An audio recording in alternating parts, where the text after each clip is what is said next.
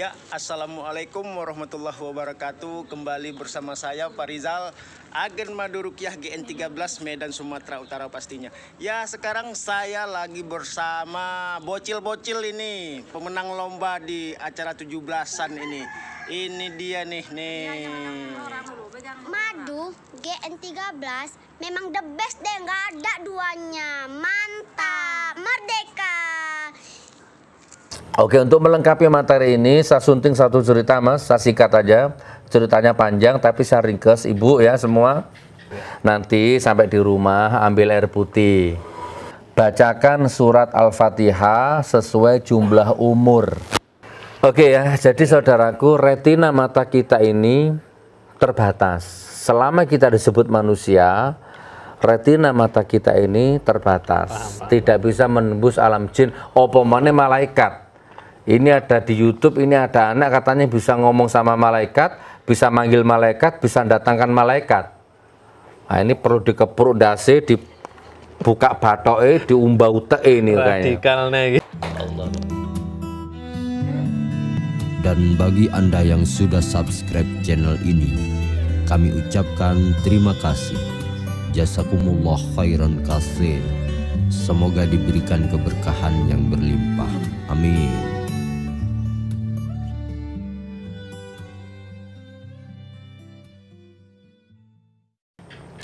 Saya lupa apa ini Nabi Sulaiman, apa ini Nabi Musa. Nanti kalau dikoreksi ya, ini waktu saya masih kecil ini, saya ngaji ini di Kiai Langgar dan saya yakin ini sahih gitu ya.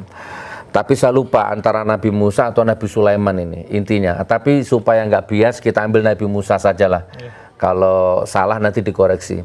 Pada zaman Nabi Musa itu ada satu kaum Nabi Musa itu sakit, Mas. Sakit ya, berbagai macam tabib. Sahabat-sahabat Nabi Musa itu ngobati, Mas, tapi nggak ada yang sembuh. Termasuk Nabi Musa sendiri ngobati, nggak sembuh-sembuh. Ini orang ini sakit ini lama sakitnya, ini cuman karena panjang tak potong ya kan, diobati dengan berbagai macam yang sesuai syariat, nggak sembuh. Suatu ketika lewat Ibnu Sabil, lewat Musyafir, ya lewat, ada apa ini kok rame-rame, oh sakit, oh ini ada air saya coba diminum, siapa tahu sembuh. Dikasih bekas minumannya orang lewat ini, nggak jelas agamanya apa, akidahnya apa, nggak jelas, Mas. Diminum. Nah, setelah diminum, musafirnya lewat. Lah kok sembuh, Mas? Gitu kan, sembuh. Nah, pecah menjadi dua golongan. Yang imannya kuat, itu Allah gitu. Tuhan itu, ya kan? Yang imannya kuat. Yang imannya ada kuat, Mas. Nabi Musa ini asli nabi dah. Itu di zaman itu ada seperti itu Gus. Iya, loh Nabi Musa ini ngobati nggak sembuh-sembuh lah, ke orang itu cuman dikasih bekas airnya kok sembuh. Nabi asli ta ini, ya, mulai Mas macam-macam itu. Tapi akhirnya menjadi konflik yang membesar itu, Mas. Sudah mulai ada yang rasa-rasa nabi palsu itu gitu. Jadi pecah itu rakyat itu, kaum itu. Akhirnya karena sudah memuncak konfliknya, kan sudah ada, bahkan sudah ada yang mulai murtad lagi gitu loh, Mas, gara-gara kejadian itu kan. Wah, akhirnya Nabi Musa minta petunjuk kepada Allah dan sama Allah akhirnya dikasih petunjuk. Kebetulan Nabi Musa kan juga terkenal dengan Nabi yang kalamullah ya, bisa ngomong gitu kan dengan apa saja. Oke, dikasih petunjuk. Musa, kumpulkan semua jenis penyakit yang ada di kaummu itu. Nih, dikasih ilmu, dikasih bahasa penyakit. Silakan adakan sidang istimewa. Kumpulkan kaummu dan kumpulkan semua virus-virus. Siap, laksanakan ya Allah gitu kan. Baru dilaksanakan. Dikumpulkan di satu lapangan, manusia-manusia dikumpulkan, kaum dan penyakit-penyakit. Kuman, bakteri, enzim, apa itu, Mas ya? Ciptaan Allah lah kan ya. Flu, pilek, apa namanya sekarang itu COVID. Stroke ya, dikumpulkan semua. Nah, baru Nabi Musa nanya, penyakit, angkat tangan, siapa kamu tadi yang masuk ke tubuhnya si fulan ini, saudaraku ini, kaumku ini, angkat tangan. Nah, unjuk satu virus. Saya ya Musa. Kamu kesini, maju penyakitnya. Kamu kenapa? Tak bacakan ini nggak sembuh, diobati ini orang-orang yang baik-baik kamu nggak sembuh. Baru dikasih bekasnya air, nggak jelas itu juga musafir lewat, kok kamu sembuh? jelaskan ke kami, gitu Mas. Akhirnya penyakitnya jawab, ya Musa, saya itu masuk ke tubuhnya si fulan ini kan atas perintah Allah, dan saya nggak mungkin keluar tanpa izin Allah, gitu. Jadi waktu engkau ngobati, engkau baca apa, baca doa, ini orang-orang yang baik-baik, soleh-soleh ini ngobati ini, nggak sembuh. Ya memang saya belum ada perintah keluar. Masya Allah. Sebenarnya kalau boleh jujur, sebenarnya saya pewanas itu waktu engkau membacakan doa-doa itu, saya nggak tahan. Tapi Allah sudah di situ dulu, kata Allah. Ku nggak kuat ya Allah, nggak kuat, tahan dulu, gitu kan. Ini kata si virus ini. Tertib ke virusnya. Lah manusia nggak tertib Gus, ya Allah. Nah begitu ada orang musafir lewat itu ya Musa, itu kok kebetulan qadarullah bareng perintah turun. Keluar kamu dari situ. Bersamaan dengan minum airnya orang yang musafir tadi, bersamaan turun. Keluar kamu dari situ, wahai virus. Sembuh. Jadi kalau asal engkau tahu ya Musa, temanmu sembuh bukan karena air itu. Walaupun nggak minum air itu ya sembuh. Oh, memang udah waktunya keluar. Gitu kan? Nah, jadi kalau kita petik iktibar ini Mas, kisah ini, kadang-kadang penyakit itu bisa jadi fitnah, bisa jadi hidayah Mas. Gitu. Ini sama ini kayaknya. Nah, monggo ibu yang punya saudara gila, yang punya saudara lumpuh, yang punya rumah tangga nggak hamil-hamil, yang punya toko sepi, pilihan ada di dirimu. Mau ini dijadikan fitnah atau hidayah gitu. Mau Anda jadikan fitnah, ya fitnah itu kan macam-macam itu. Wah ini disantet orang, diganggu jin, itu kan fitnah Mas, penyakit itu. Jadi Allah sangat mencintai proses Gus. Nah, emang ya kembali lagi lingkaran ridho. Ya, makanya kan satu paket Mas, satu paket. Iya. Gitu ya saudara, nggak ada dukun, kiai, ulama, Gus Nur bisa menyembuhkan penyakit itu nonsense, impossible, nggak ada. Loh tapi itu sembuh loh minum airnya Gus Nur. Ya enggak lah. Kebetulan mungkin secara logika sugestiku masuk. Sugesti itu bisa membombardir semua buhul-buhul yang ada di dalam alam bawah sadar dia. Dan kebetulan secara marifat, secara hakikat Allah turunkan perintah. Ya, kepada ruhnya, kepada jiwanya, atau kepada virusnya, atau kepada bakterinya itu, keluar kamu. Sembuh. 100% itu campur tangan Allah.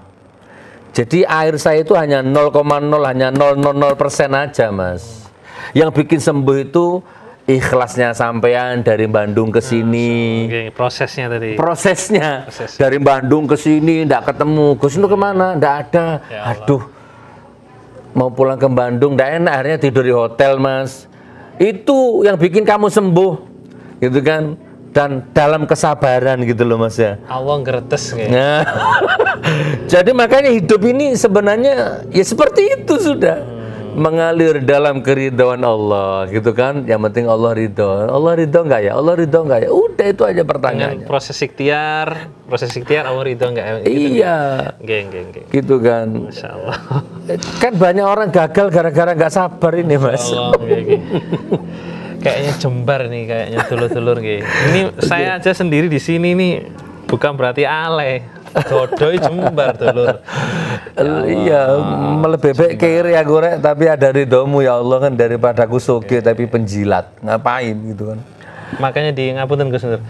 Di syair langgar-langgar itu tadi jenengan bahas langgar nggih.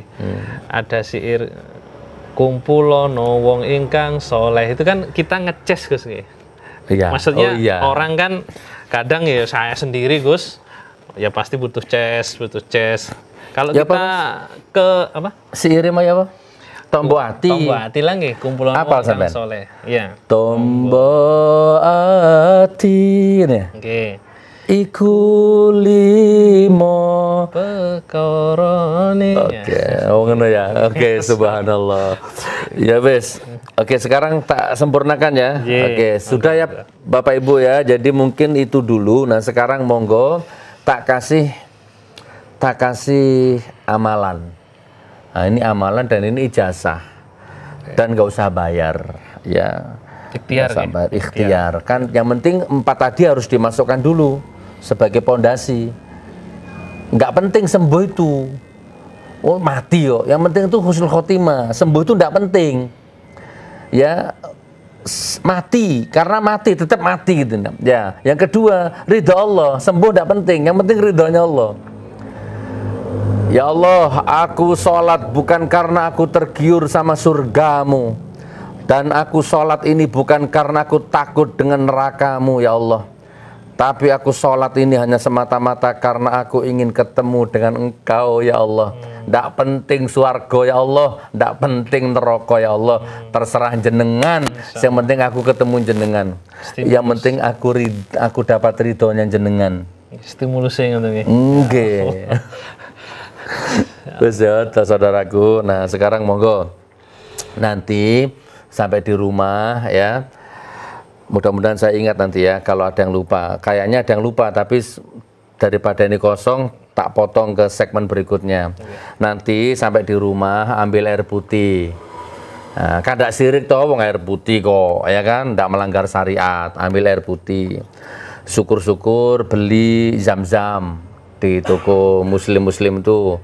Niat beli air zam-zam, perkara dapat palsu nggak apa-apa. Yang penting sudah niat beli zam-zam, gitu kan? Ibu Ade dan orang Madura dan semua tanpa terkecuali ada 24 tadi yang masuk. Tolong dipraktekkan ini ya, yang termasuk belum dapat jodoh, belum dapat momongan, apalah itu semua itu tadi itu yang lumpuh ya.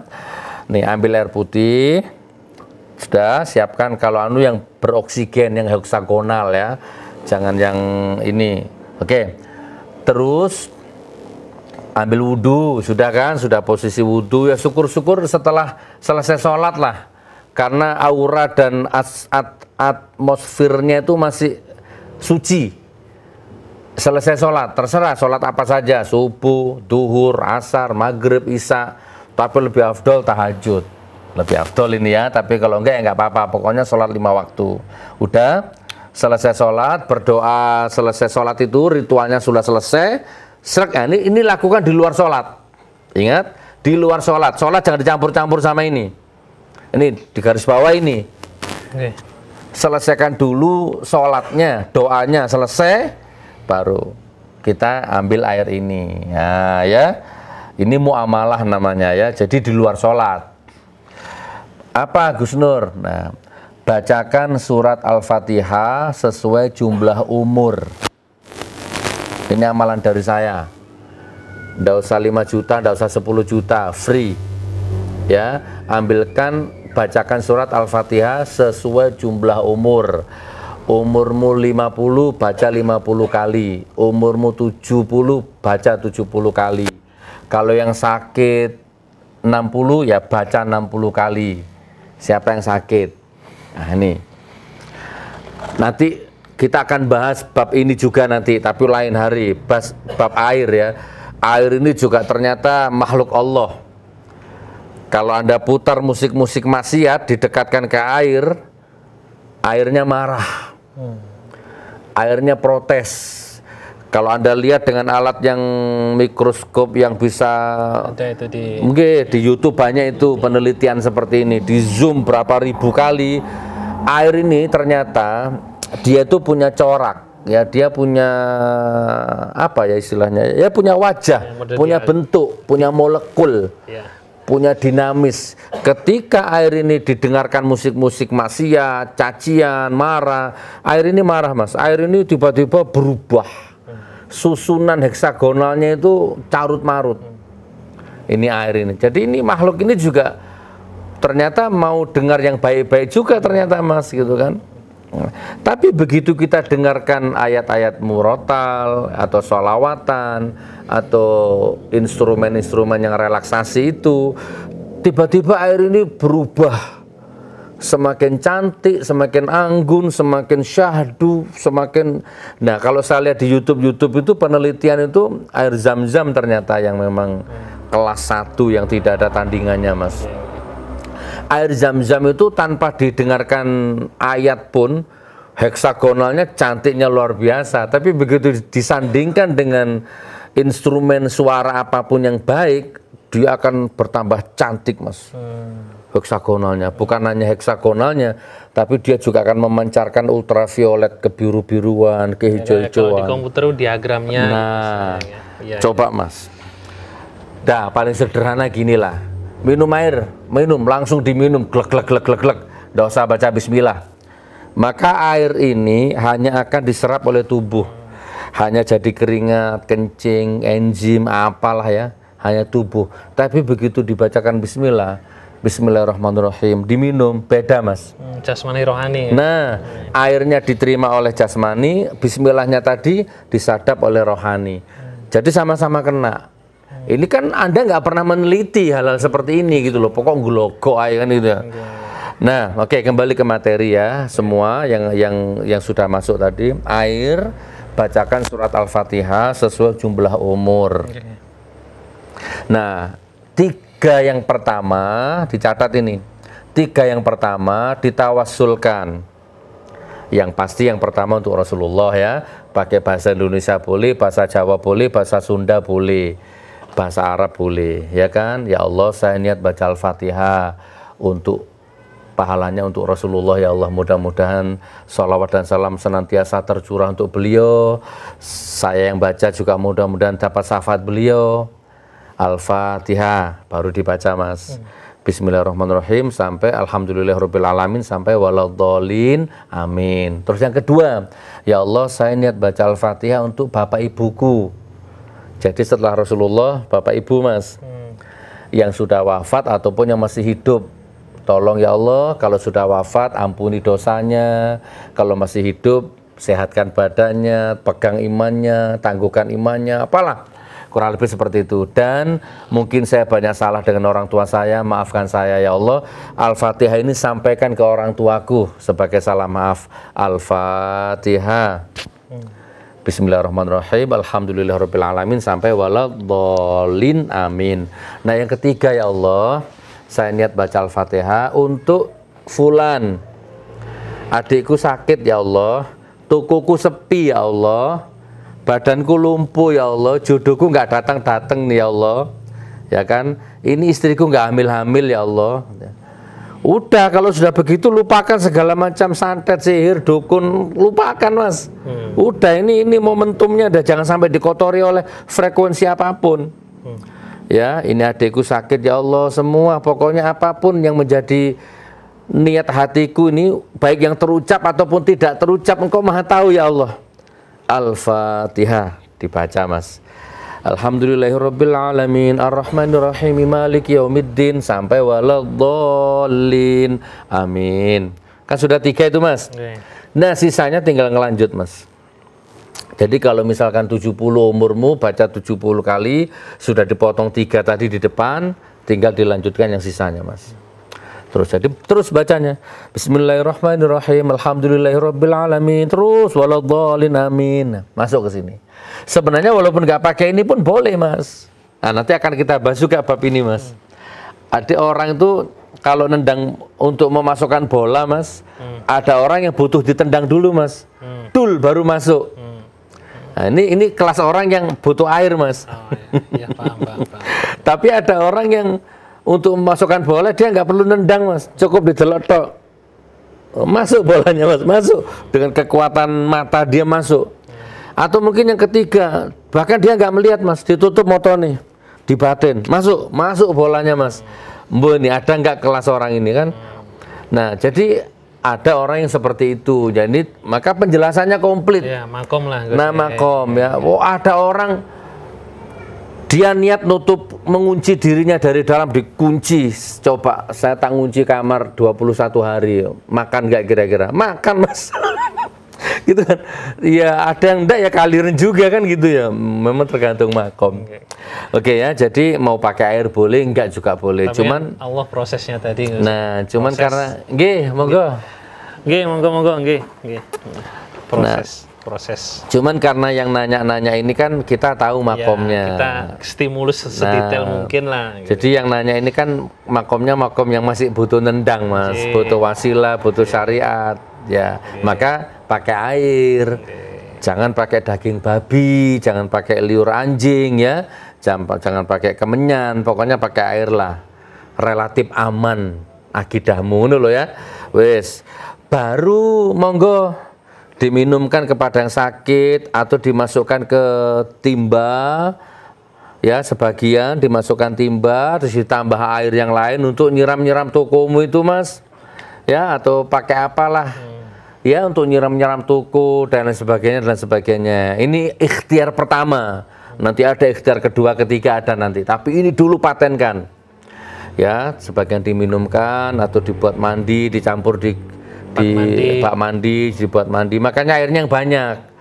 Ya, 1 galon boleh ya, nggak masalah. Nah, ini juga melatih ruqyah mandiri supaya nggak tergantung sama orang, Mas. Oh, itu tadi nggih. Di sini juga nanti terbangun karakter ruqyah mandiri. Oh, nggih, konteks itu nggih. Mau ndak mau jenengan punya frekuensi sendiri sama Allah. Aduh, kok kumat, beli air baca sendiri. Jenengan nanti sanjang manusia mempunyai karomah gitu sih. Setiap manusia mempunyai karomah gitu. Ya termasuk ini juga ruqyah mandiri kan kita mengeluarkan karomah kita sendiri. Betul, gitu, betul. Nah, kalau saya, Mas, ini biar bloko suto. Saya bukan takabur, cuman saya sudah tidak perlu air gitu loh, Mas. Saya sudah nggak membutuhkan air. Saya nggak mau dihalangi oleh apapun. Wong saya pernah tahajud, Mas. Belum tahajud, sudah mau tahajud tapi belum sholat. Sudah siap-siap. HP bunyi, Mas. Ting gitu. Dek Nur, baterainya habis nak, punya Mas Arifin. Diganti. Oke. Nggak apa-apa, saya lanjut. Ini diganti baterai, nggak ganggu.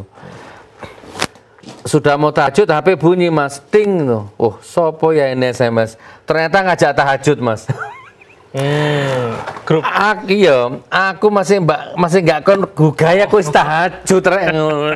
Wah, sing mari batal wis gak tahajud pisan mari lho. Moodnya mudun. Nah, aku nggak mau ada hijab gitu loh, Mas, maksudnya. Iya, paham Gus. Saya di makom itu gitu maksudnya. Aku nggak mau kalau sudah urusan Allah itu semua tak pinggirkan. Gitu kan. Aku nggak butuh calo gitu loh maksudnya. Aku nggak butuh calo kalau sudah ngomong Allah itu nggak butuh pelantara. Nah, ini mau ada Dek Nur ini melengkapi. Kan Dek Nur pernah, Mas, sama saya, Mas. Mungkin kecapean safar di Solo ya. Ngedrop dua-duanya, Mas. Ya, di Bandara Solo itu. Ini ceritanya panjang. Pulang ke Palu itu ceritanya itu. Saya tinggi, demam tinggi, mata nggak bisa dibuka, ngomong sakit, sama dengan Dek Nur itu. Pesawat di delay itu kan, mau dari Solo ke Palu ini. Singkat cerita, udah dipijet-pijet, akhirnya ke Makassar dulu. Balikpapan apa Makassar ya? Itu pun di delay semalam, Mas, jadi nginep di hotel. Nggak langsung ke Padahal Makassar Palu itu hanya berapa 30 menit aja, tapi wallahualam lah ujian. Waduh, di hotel itu rasanya, Mas, sudah nggak bisa ngapa-ngapain. Saya potong ceritanya, sampai juga di Palu, Dek Nur muntah darah. Udah parah, muntah darah apa kencing darah itu lupa saya. Muntah darah. Saya ngomong sama dia, Dek, bisa nggak nahan 2 hari lagi? Kalau sudah nggak sembuh 2 hari baru ke dokter. Ngebi. Ternyata malamnya muntah darah, Mas. Waduh, Dek, udahlah kamu ke dokter aja lah gitu. Akhirnya malam-malam jam 12:30 tak bawa ke rumah sakit. Sampai di rumah sakit, Dok, di daftar dia tanya BPJS.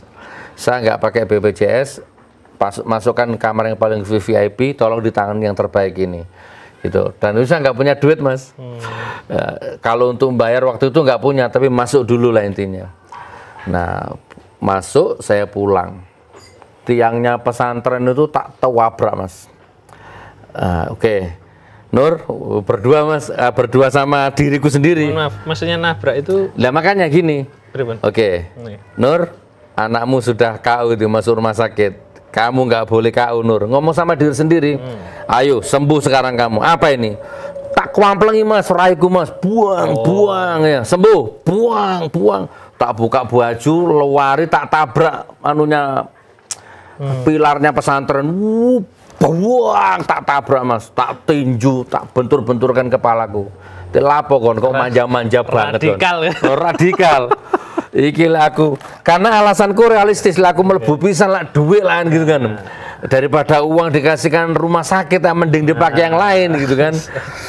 Lah anakku belum tentu kuat kayak gitu, makanya wes itu pilarnya pesantren tak hajar, tuh ajar pakai tangan buang sewakit, pakai ini tak lewari tak tewabrak buang gitu. Ayo sembuh kamu, mau apa kamu sekarang, Mas. Dan intinya tambah sakit, Mas. Tambah remek gitu ya. Tapi saya bertahan intinya. Saya nggak masuk rumah sakit gitu loh, Mas. Oke. Oh ya. Intinya saya nikmati penyakit itu gitu, dan saya sembuh. Dan anak saya kemudian 3 hari kemudian, 3 hari atau 4 hari keluar dia. Jenengan sembuh. Saya sembuh, anak sembuh, teman saya nggak butuh air gitu loh. Ini konteksnya saya nggak butuh air. Bahkan saya nggak butuh obat dokter. Gitu kan. Bahkan waktu saya di tahanan Bareskrim di penjara itu kan saya pernah dibantar di rumah sakit itu. Saya diisukan COVID. Ini dipakai. 1 butir pun nggak saya minum obat dari dokter itu. Bayangkan, Mas, pagi 4, siang 4, sore 4, malam 4, Mas. Obat itu. Wah, nggak saya minum. Demi Allah nggak saya minum, saya simpen. Jadi kalau dokter nanya, sudah diminum obatnya? Sudah.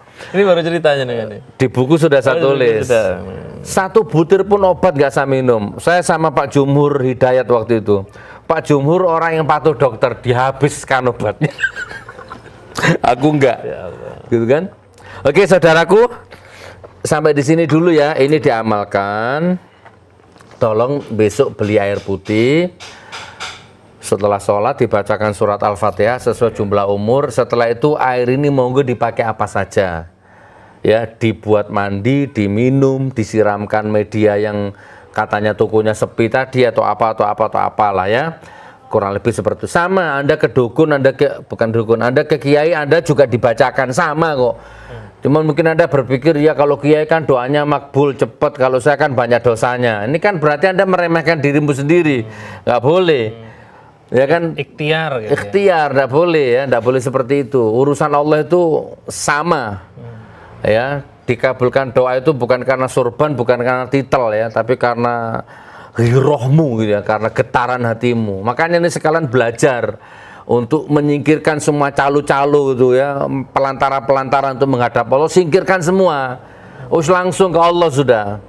Potong kompas. Potong kompas, kurang lebihnya seperti itu. Nah, insya Allah untuk selanjutnya nanti saya balas lewat WA nanti ya. Insya Allah sudah dicatat semua tadi namanya. Ya, amin. Nanti saya follow up lewat WA ya. Insya Allah kurang lebih seperti itu. Pun Mas, ini udah panjang. Apalagi kira-kira masuk ke segmen berikutnya? Supaya untuk gayeng mohon guys ya. Yang tadi manusia nggak percaya bisa melihat jin, atau manusia bisakah melihat jin gitu. Oh ya, ingat sampean ya. Ini Iya. untuk gayeng kan mawon gitu. Nggak ada, Mas, nggak bisa. Kalau ada manusia ngaku ulama, ngaku kiai, ngaku dukun, bisa melihat jin, komunikasi dengan jin, bahkan bisa makan dengan jin, nggak bisa. Bohong, dusta, carpak. Rujukannya di Al-Quran, Mas. Banyak di Al-Quran itu. Al-An'am ada, Al-A'raf ada. Coba nanti dicek itu. Az-Zariyat ada. Kalau dikembalikan ke Al-Quran itu terutama di surat Al-A'raf ya. Saya lupa surat berapa, nanti dibaca. Jin yang bisa melihat kita, Mas. Jadi jin itu, setan dan jin itu melihat kita dari satu tempat. Tapi manusia nggak bisa lihat jin, tapi jin yang bisa melihat manusia. Ini Al-Quran langsung ini ya. Jin itu bisa dilihat kecuali dia yang menginginkan. Oh, jadi konteksnya ini, nggih? Iya. Konteksnya ini. Kalau dia berkamuflase, misalkan jadi ular, misalkan ya dia merubah dirinya jadi apalah. Itu yang baru bisa dilihat. Baru mata manusia bisa menjangkau. Tapi kalau yang asli, Kalau asli hukum sunatullahnya nggak bisa, Mas. Mata elang, cacing radius berapa itu kelihatan, Mas. Allah ciptakan karomah tersendiri di matanya elang tuh, Mas. Ya kan? Terus kemudian apalagi ya, Mas? Mata ular, mata kucing, macan, ya kan? Kan sama-sama mata. Tapi retinanya beda dengan mata kita, Mas. Wong kita ini baca tulisan aja kadang pecah-pecah ngomong kemelintin delok jin. Retina mata kita ini bukan tandingannya jin. Tidak mampu. Jauh dimensi, resolusi, Mas. Kalau saya ngomong makom nanti ribet Anda. Resolusi. Dimensi resolusi matamu tuh nggak bisa menembus alam jin. Jadi ada cermin, Mas, ada cermin apa itu ya namanya cermin itu ya. Dari sini nggak bisa tembus, Mas. Jadi kalau dilihat dari sini, iya, cermin. bayangannya aja yang muncul. Ya, paham. Tapi ternyata dari sini bisa, Mas. Oh ya. Nah, Apa Mas, namanya ya? Ya ada itu. double mirror atau apa? Ya. Aku bisa ndelok sampean, tapi sampean nggak bisa ndelok aku. Biasanya di polisi itu biasanya. Nah, jin itu kayak begitu, Mas. Kecuali kalau jin mau dia menampakkan dirinya gini baru kelihatan. Tapi kalau selama sistem dari Allah selama ini begini nih, jin yang bisa melihat sampean. Jadi konteksnya itu loh Gus Konteks ya. tapi sampean nggak mungkin bisa melihat jin. Jadi kalau ada orang ngomong bisa melihat jin, demi Allah itu bohong. Secara hakikat kita memang nggak mungkin bisa melihat itu kecuali jinnya berkeinginan dan ridho Allah otomatis. Betul. Sekali lagi, retina mata kita ini terbatas, Mas. Oh, paham. Wong kita lihat di balik tembok ini aja nggak bisa kemelintin delok jin. Dan itu nikmatnya manusia, Gus. Oh iya, lek jare Mbah Nun lek ono wong iso ndelok sampai menggok lah bingung lah. Saken. Oke ya, jadi saudaraku, retina mata kita ini terbatas. Selama kita disebut manusia, retina mata kita ini terbatas. Tidak bisa menembus alam jin, apa maneh malaikat. Ini ada di YouTube, ini ada anak katanya bisa ngomong sama malaikat, bisa manggil malaikat, bisa datangkan malaikat. Nah, ini perlu dikepruk dasi, dibuka batoke, diumbah uteke ini kayaknya. Radikalnya gitu. Loh, malaikat itu apa sih, Mas? Cahaya berjuta-juta watt. Pijak matamu langsung rusak ndelok malaikat ya nggak mampu, Mas. Itu dari segi cahayanya, belum dari pusaran energi kecepatannya. Malaikat liwat di awake dhewe hilang gitu, Mas. Nggak bisa. Kudu meso ae. Keras boleh, kejam nggak boleh, Gus. Oke ya. Jadi manusia nggak bisa, saudaraku ya. Ini kan kontenku dan aku bertanggungjawabkan. Nggak ada manusia bisa lihat jin, kecuali jinnya berkamuflase. Kamera bisa, Mas, kamera. Oh, ya. Kamera bisa. CCTV bisa, karena resolusinya beda. Ini edukasi loh Gus, Nggih. supaya akidah ini tetap ya napa nggih Gus? Nggih Gus. Akidah kan yang penting ini Gus. Misalkan ada pasang kamera ya di rumahmu atau di kuburanmu, di kuburan, maka dia akan menangkap kalau ada sesuatu yang berkelebat ya. Dia akan menangkap, karena mata kamera, resolusi kamera dengan resolusi mata juga beda, kayak gitu. Ini hanya soal resolusi lah kalau kita sederhanakan, Mas. Kalau dari bahasa agama, ma'rifat, basyiroh. Tapi kalau dari kacamata teknologi, retina ini resolusi, Mas. Nggak bisa ya, jelas ya, Mas ya, nggak bisa. Saya nggak bisa lihat jin, nggak bisa. Jadi kalau ada orang ngomong bisa lihat jin, soalnya ada yang ngomong bukan hanya lihat, Mas, malah dia ngasih makan jin malah. Gendeng mangan semir ah. Nguntalo bom bisa yang meledak weteng. Sing dibahas rono-rono. Nah, akidah iki gak tau dibahas. Nggih, paham. Gitu. Kata Gus cukup nggih. Kayaknya udah 1 jam ini. 1 jam lebih nggih. Saya ingatkan lagi Gus, malam Rabu itu sesi tanya jawab nggih Gus. Malam Sabtu Mas Arifin punya keluhan apa di badannya? Yang sering-sering pusing apa? Yang sering mengeluh apa? ngeluh itu apa nggih? Ya kalau dibuat olahraga itu kadang-kadang kaki itu ya apa jarang olahraga kayaknya Gus. Gak pernah olahraga, kemarin sepak bola kram semua ini ngelayang-layang gitu. Kayaknya itu. HP-nya sampean coba di silent. Suaranya dihilangkan, tinggal getarnya aja. Oke. Getar ya? Ya, ini sebagai penutup. Oke. Tinggal getar. Sambun. Pun tempel sesuka jenengan. Kira-kira di mana enaknya? Apa di sini yang sini? Sini ya. Begini supaya kena semua. Oke, gini. Nah. Oke. Saya telepon, begitu nomor itu nanti bergetar, hidupkan imajinasi sampean. Serap getaran itu, Mas. Ratakan ke seluruh tubuhnya jenengan. Ya, itu imajinasi ya. Wah, itu langsung konsen sampean. Kira-kira di titik-titik akupuntur yang mana di dalam tubuhnya jenengan itu yang ada santetnya, atau mungkin ada dableknya, ada watak keras yang mokong nggak hilang-hilang di endi kira-kira arah norono Mas. Aku iki wonge dwablek. Oh, berarti di hati arah no. Transfer ke seluruh tubuh. Itu jangan disebut jenengan ini kadang ngoten niku lho. Pun nggih siap nggih. Konsen nggih. Saya tak konsen. Ini metode pengobatan handphone. Jadi walaupun beliau perempuan seandainya aman, tidak melanggar syariat. Ya, bismillah. Sudah di silent ya. Lepas saja Mas. Oke, nah, sudah. Getarannya terasa enggak? Nah, radiasi handphone ini berbahaya. Tetapi zat bahayanya kita netralisir dengan energi positif dengan doa tadi itu gitu Mas.